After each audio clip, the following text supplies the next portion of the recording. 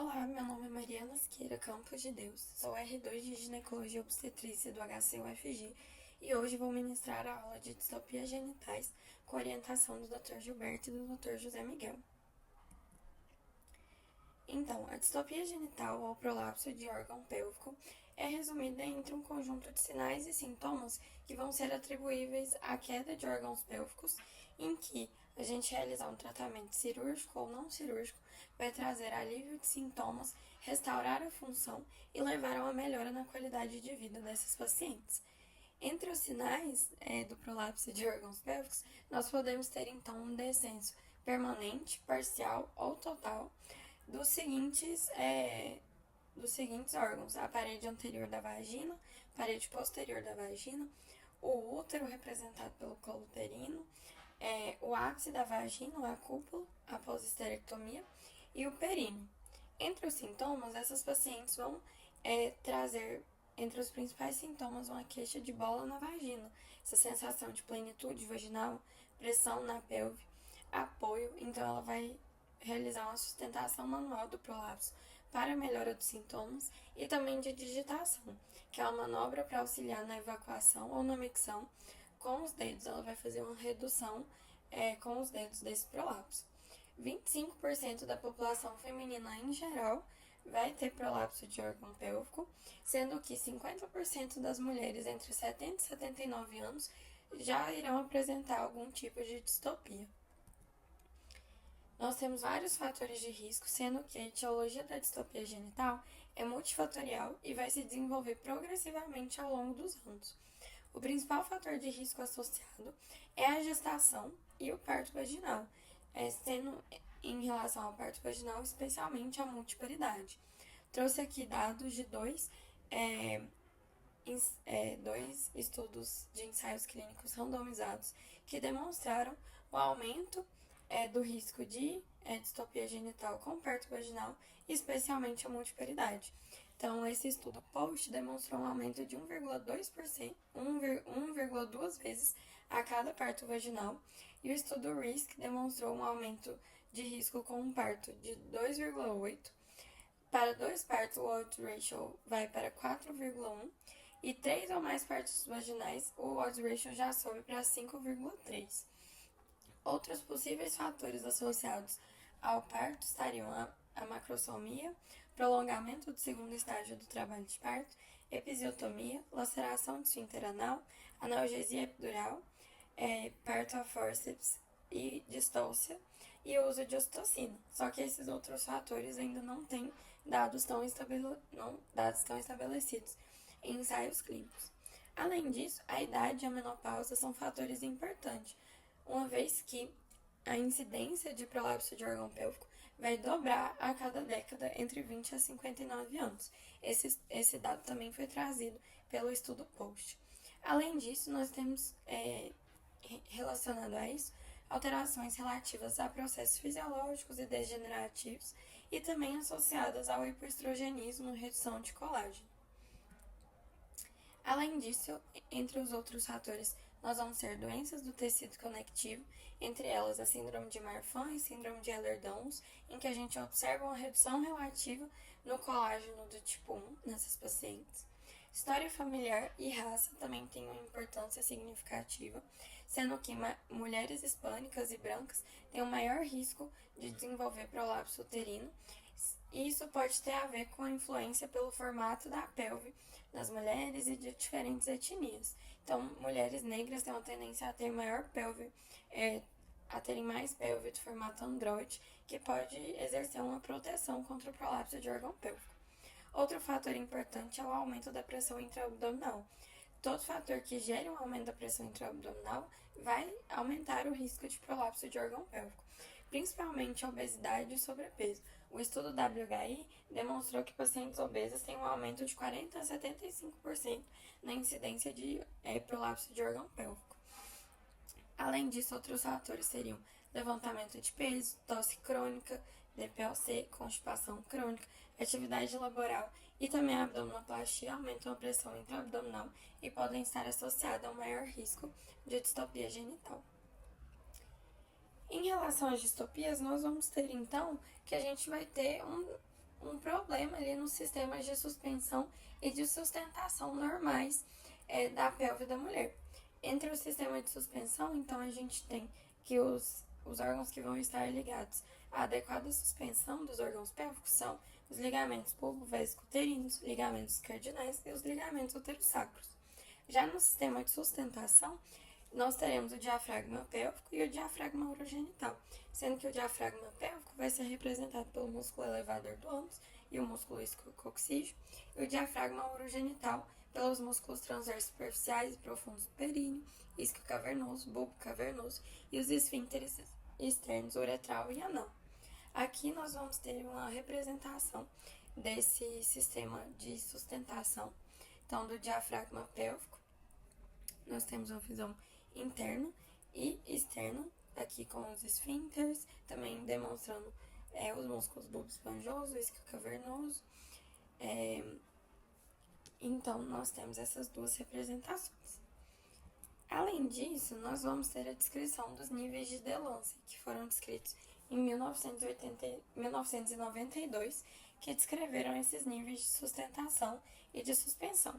Então, o nível 1 vai ser representado por esse complexo cardinal uterossacro, que mantém elevado segmento superior e proximal da vagina, e o nível 1 ele vai posicionar o colo uterino, então, acima do plano das espinhas isquiáticas.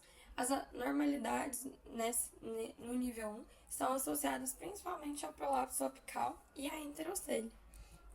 Já o nível 2 vai descrever os ligamentos paravaginais, que são representados pela fáscia vésico-vaginal e pelo septo reto-vaginal, que estarão ligados ao arco tendíneo da face endopélvica.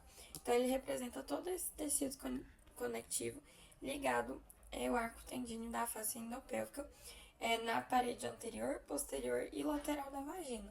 Anormalidades nesse nível de sustentação estão ligados ao prolapso da parede vaginal anterior ou defeito lateral, principalmente.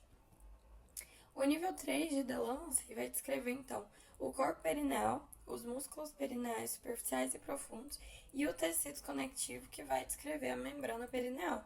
Ele está ligado à sustentação do terço distal da vagina e o introito vaginal, e ele é essencial para o funcionamento apropriado do canal anal, sendo que anormalidades no nível 3 estão associadas ao prolapso de parede vaginal anterior e posterior, alargamento do introito e da essência perineal.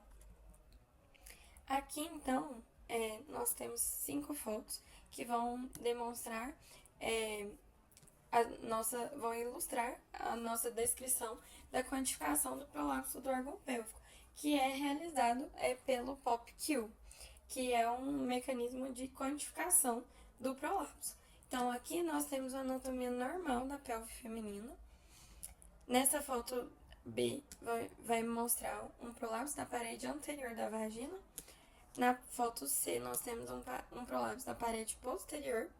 E a foto D vai demonstrar um prolapso apical, associado aqui à enterocele. E essa quantificação vai ser utilizada por esses pontos do POPQ. Então, o que esses pontos vão representar?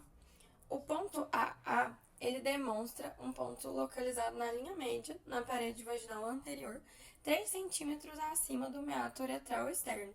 Ele é um ponto fixo, sendo que o ponto BA vai ser o ponto na parede vaginal anterior, logo acima ao ponto AA, que é o ponto que mais desce na parede vaginal anterior.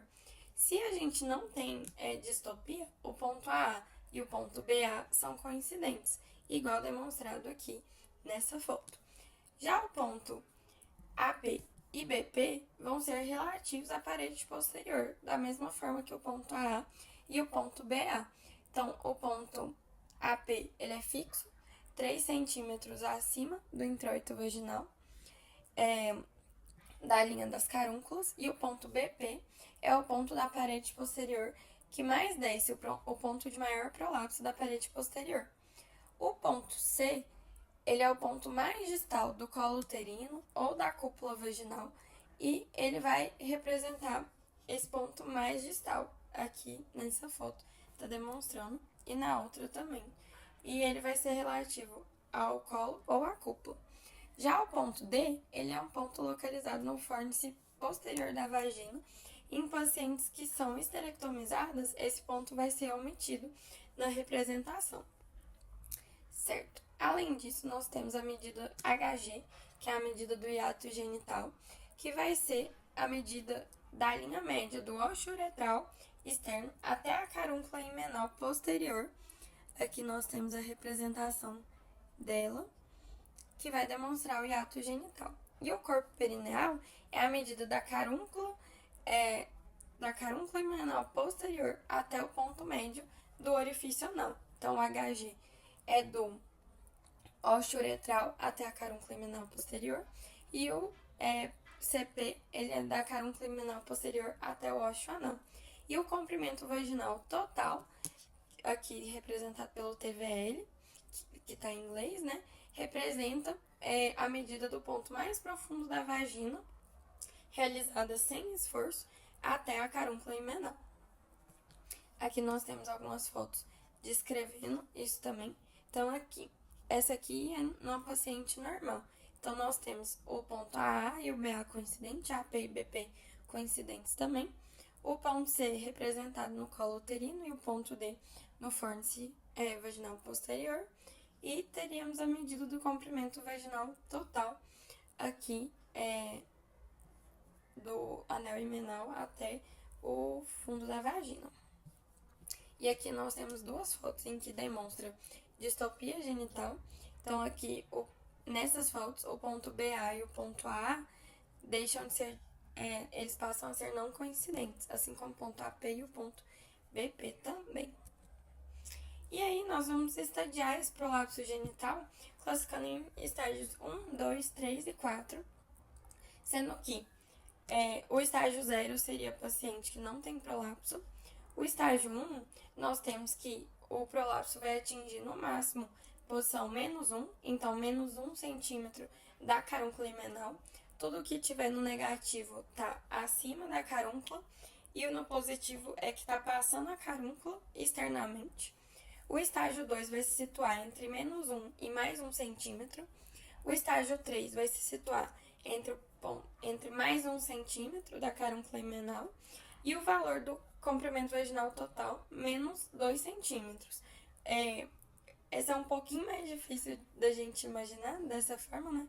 Mas seria pensando que o estágio 4, ele vai ser esse prolapso total. Ele vai ultrapassar o valor do comprimento vaginal total, menos esses 2 centímetros. Então, agora falando sobre os sintomas associados, mais especificamente, essa paciente vai ser uma paciente que vai chegar pra gente no consultório queixando principalmente dos sintomas de abaulamento. Então, ela vai chegar relatando essa sensação de bola na vagina ou de protusão vaginal, essa sensação que a vagina está ocupada ali. Então, com sensação de pressão pélvica, vaginal, sensação de peso, e elas vão relatar principalmente que isso vai se agravar ao longo do dia, sendo que a gente tem um fator da gravidade que vai se exercer no prolapso. Além disso, muitas vezes os pacientes vão ter sintomas urinários e sintomas intestinais, sendo que os sintomas urinários ela pode ter incontinência, frequência e urgência associados, queixa de jato fraco ou prolongado, hesitação miccional, uma sensação de esvaziamento incompleto e até o relato de que ela tem que reduzir manualmente o prolapso ou mudar a posição para conseguir iniciar ou completar a micção. Nos sintomas intestinais, ela pode ter relato de incontinência de flatos ou até mesmo de fezes, sensação de esvaziamento incompleto, grande esforço para defecar, urgência para defecar e essa evacuação digital também. Então, que ela tem que fazer uma compressão digital na vagina ou no períneo para iniciar e completar a defecação. Além disso, ela pode ter uma sensação de obstrução também.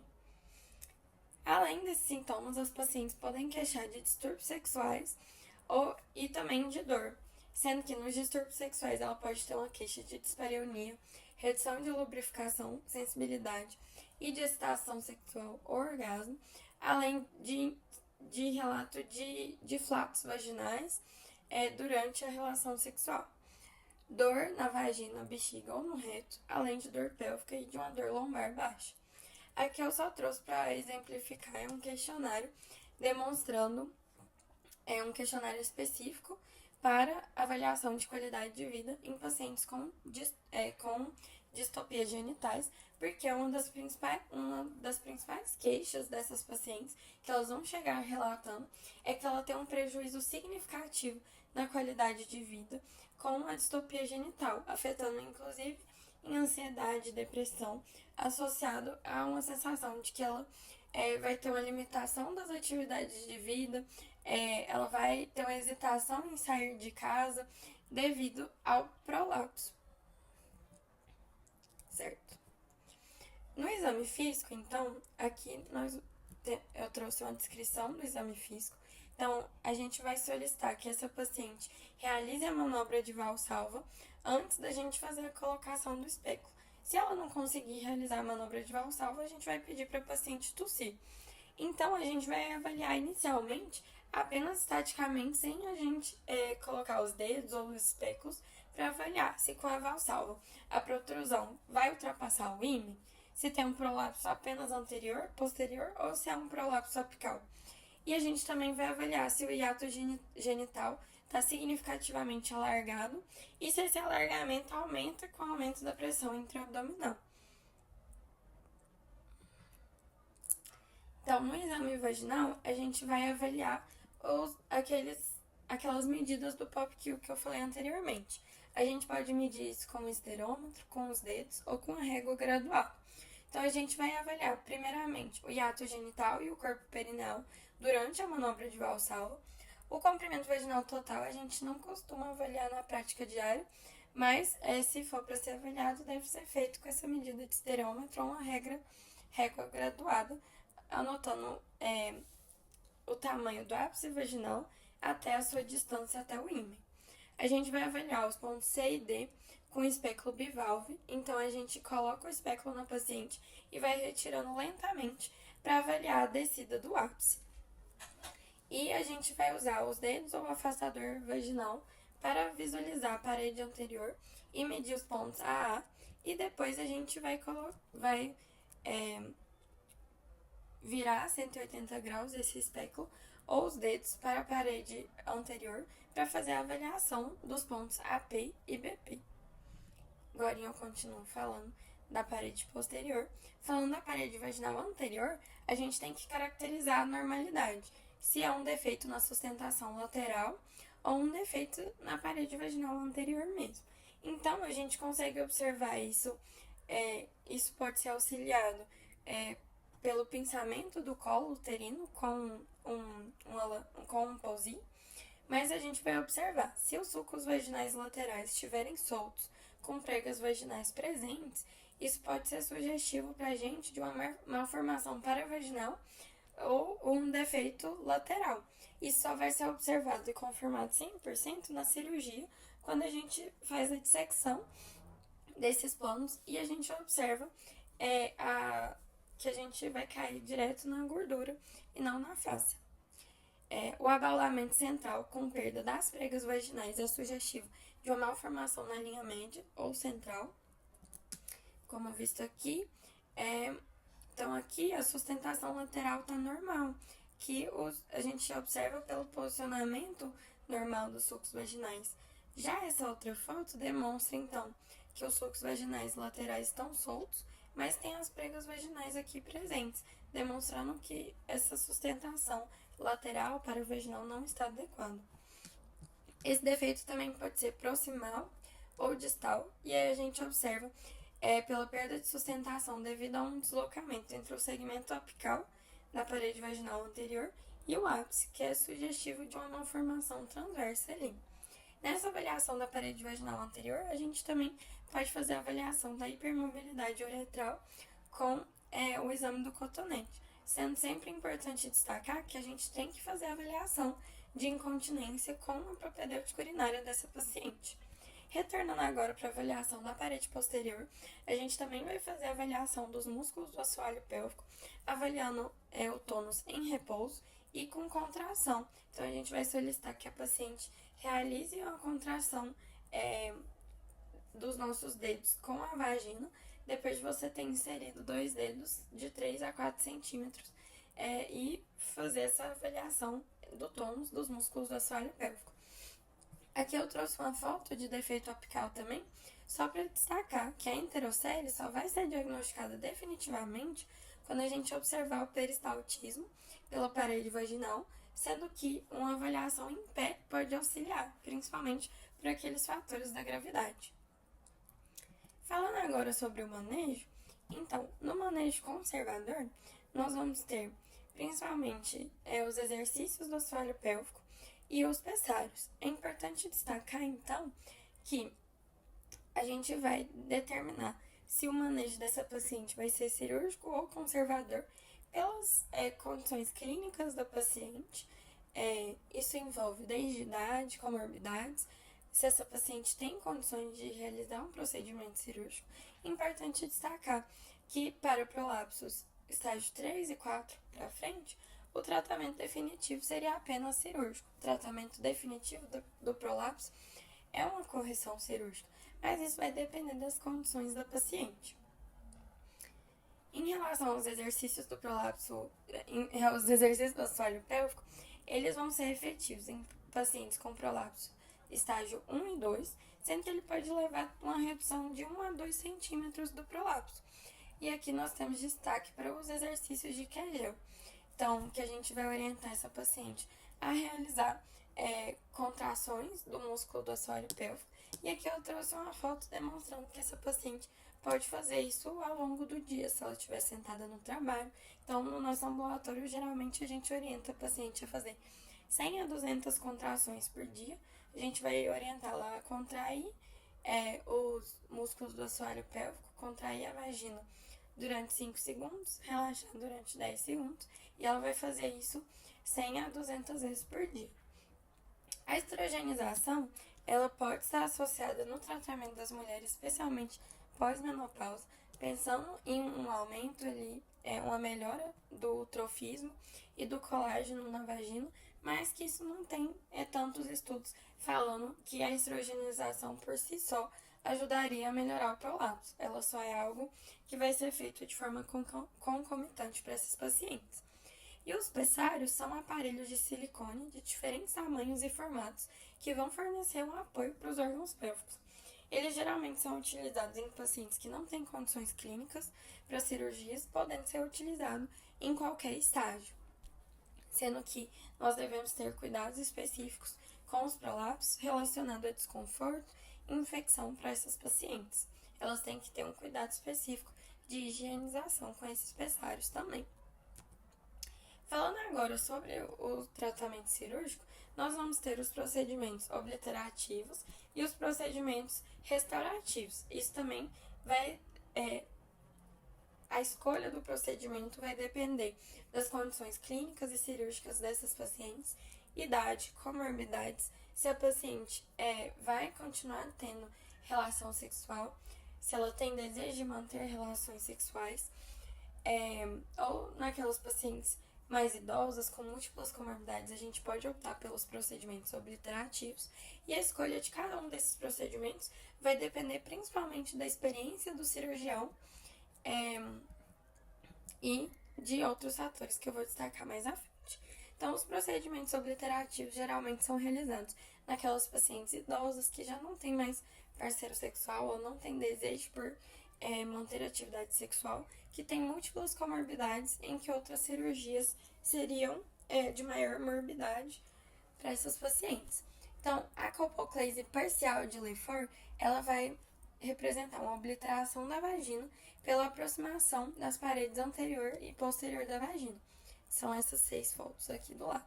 Ela não vai realizar uma excisão total da mucosa vaginal, vai ter uma secção na parede anterior e posterior da mucosa, desnudando as camadas fibromusculares ali das paredes vaginais e do útero, ou só da parede vaginal, naquela paciente esterectomizada.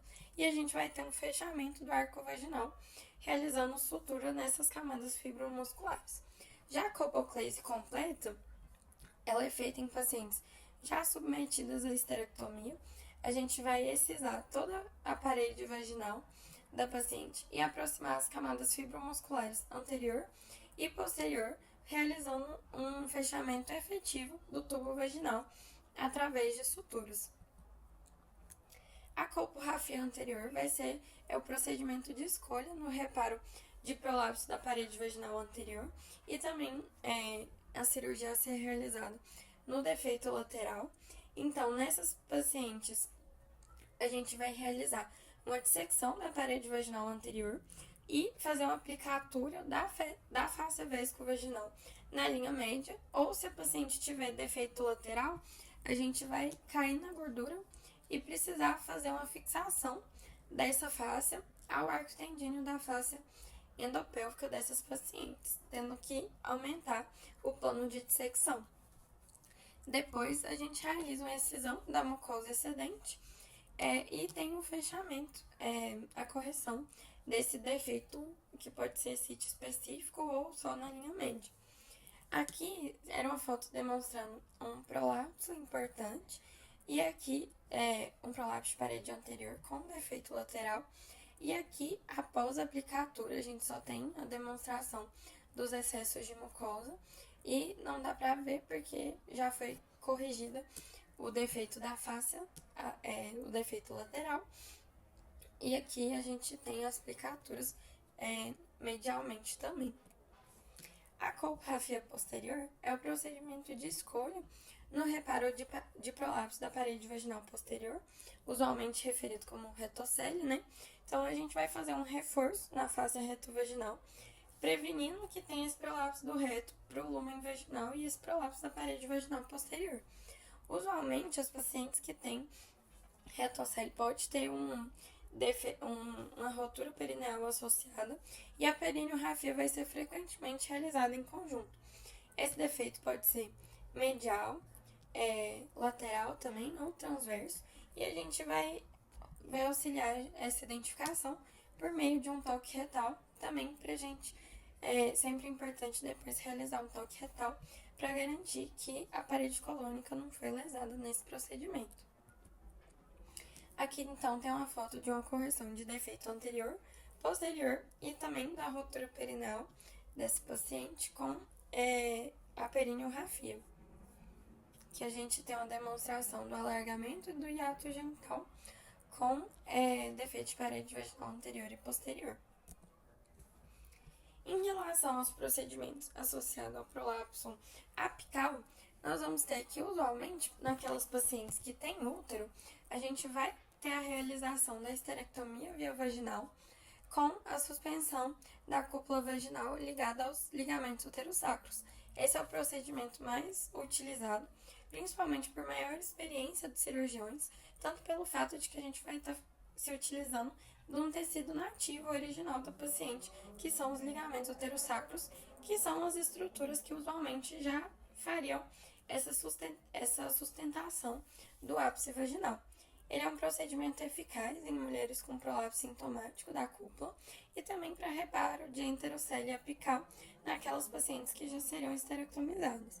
Nas pacientes que têm um prolapso uterino total, a gente vai proceder com a realização da esterectomia vaginal e depois a suspensão com os ligamentos uterossacros ou outros procedimentos que eu vou falar mais adiante, como a cudoplastia amacal. Então, a gente vai ter uma fixação do aspecto anterior e posterior da vagina aos ligamentos uterossacros, e aqui a gente tem uma visualização lateral dessa sutura.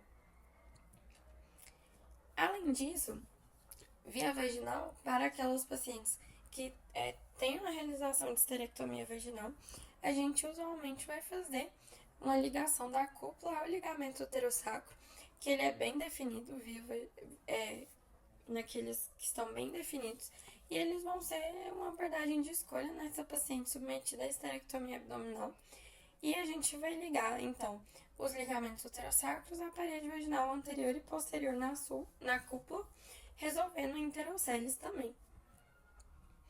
A sacrocolpopexia abdominal é outro procedimento realizado via abdominal para correção de defeito apical, e ele pode ser um procedimento de escolha como procedimento primário ou secundário naquelas pacientes que tenham recorrência após outros procedimentos para reparo de prolapso. Ele é mais utilizado nessas pacientes que já têm recorrência do que como escolha primária, principalmente porque a gente usualmente vai fazer essa cirurgia com o uso de tela para fixação da cúpula vaginal, da parede anterior e posterior da vagina, ao ligamento longitudinal anterior, na coluna vertebral, no nível do sacro. Essa cirurgia tem sido feita também via laparoscópica ou via robótica, mas ainda não tem estudos comprovando tanto a superioridade de uma em relação à outra e é mais realizado dependendo da experiência do cirurgião. Aqui, então, nós temos uma visualização lateral. A gente usa um aparelho para fazer essa manipulação da cúpula e a gente vai ter que essa ligação da tela fixado ali ao nível do sacro, a parede vaginal anterior e posterior. E aqui seria uma visualização final dessa cirurgia. Aqui nós temos uma visualização da tela, uma foto, demonstrando a sacrocolpopexia abdominal, e essa outra foto demonstrando, então, a fixação da parede vaginal anterior e posterior e da cúpula à tela, que será fixada ao nível do sacro.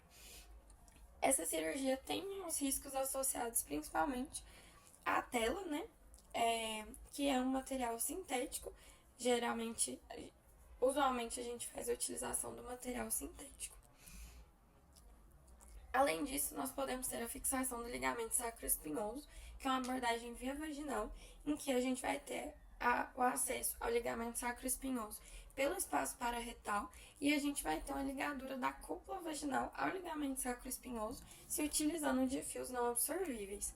E nessa cirurgia a gente só tem que ter uma maior atenção devido aos riscos de ligar os vasos pudentes e o nervo pudendo que passam próximos ali ao ligamento sacroespinhoso.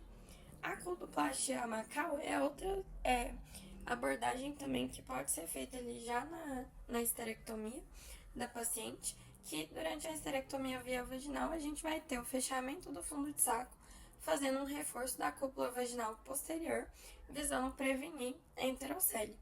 Então, ela é feita por uma sequência horizontal de pontos de sutura, partindo de um dos ligamentos uterossacros, incorporando a serosa colônica e terminando no ligamento uterossacro contralateral.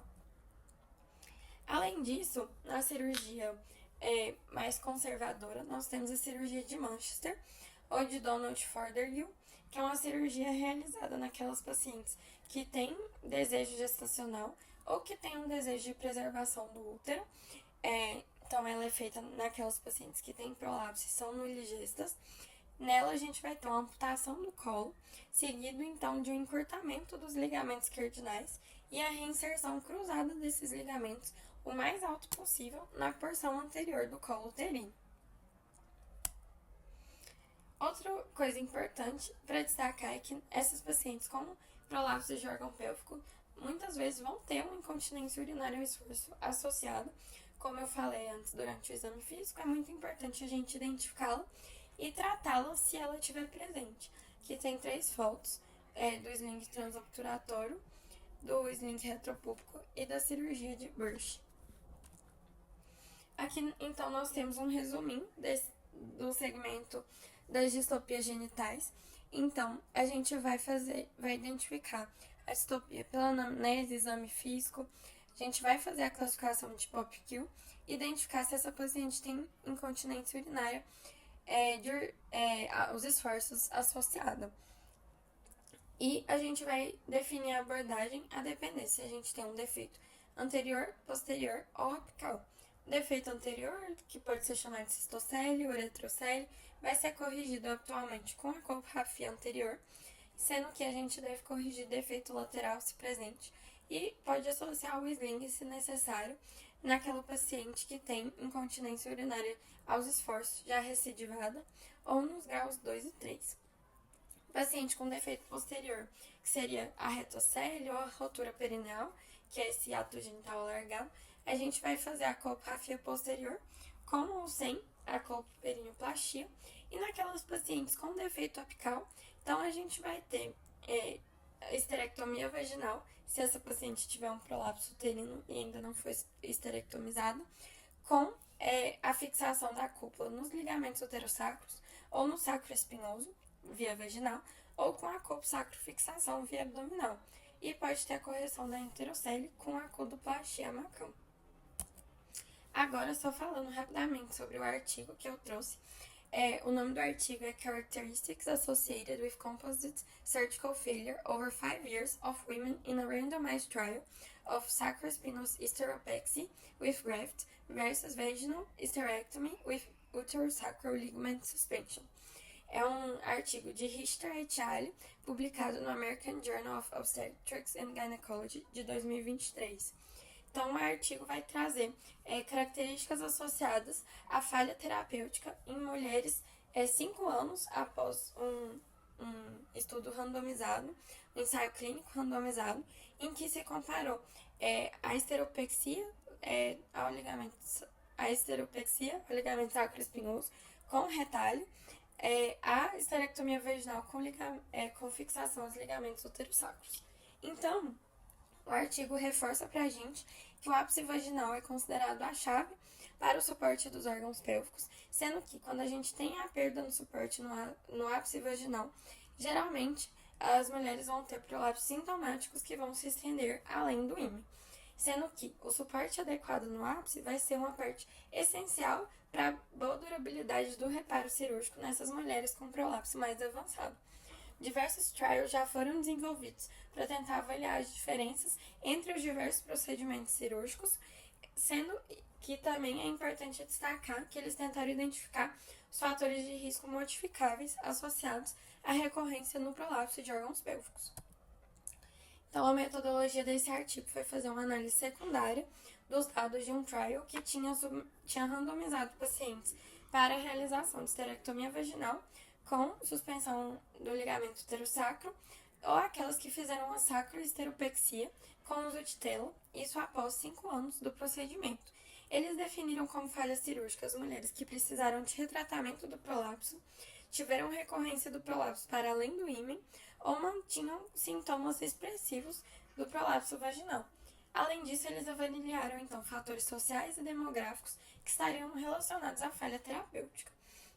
Nos resultados dos estudos, eles observaram que o IMC e a duração dos sintomas de prolapso foram os fatores significativamente associados à falha cirúrgica, sendo que mulheres obesas tiveram uma taxa de falha 2,9 vezes maior que mulheres de peso normal, e mulheres com sobrepeso de 1,8 vezes maior.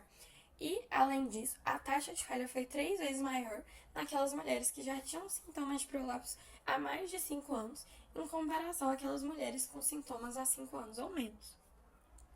Além disso, eles observaram, então, que a sacrohisteropexia com uso de tela teve menor taxa de falha do que a esterectomia com suspensão da cúpula ao ligamento uterosacro, com odds ratio de 0,6. Só que para os pacientes com mais de 5 anos de sintomas, essa taxa de falha não teve diferença entre a abordagem cirúrgica escolhida, apenas para aquelas com 5 anos ou menos de sintomas. Então, aqui nós temos demonstrando que nas pacientes obesas, que é esse número de verde, e com sobrepeso, a gente teve uma maior taxa de falha, e naquelas com mais de 5 anos de prolapso, a taxa de falha também foi maior. E esse outro gráfico demonstra, então, que inicialmente naquelas pacientes com 5 anos ou menos, que a esteropexia com tela teve menor taxa de falha do que a esterectomia com fixação ao ligamento uterosacro, só que naquelas com 5 anos ou mais de prolapso, a taxa de falha foi semelhante. Essas são as minhas referências. Muito obrigada.